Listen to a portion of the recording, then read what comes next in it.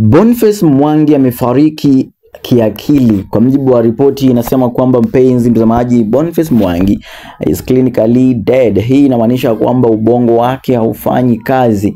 Ina maana ubongo wake umesimama. Hii ni kumaanisha ubongo wako ni kama umefariki, inamaanisha hauna fahamu yoyote. Ile mwili wako unapata usaidizi wa life supporting machine ambayo inafanya baadhi ya viungo kwenye mwili wako kama vile roho na lungs kupumua tu, lakini baadhi ya akili yake imenyamaza. Hii inaonyesha kwamba huenda amefariki.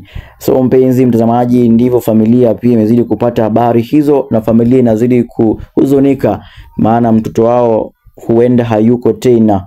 Hii inakuja wakati ambapo unafahamu Boniface Mwangi alipata risasi ambayo ilimpiga kichwa, na hii ilipelekea ubongo wake kupata tatizo, mpenzi mtazamaji. Na kwa mujibu wa ripoti ya hospitali inasema kwamba is clinically dead, maanisha ubongo wake haufanyi kazi, yani ubongo wake umekufa.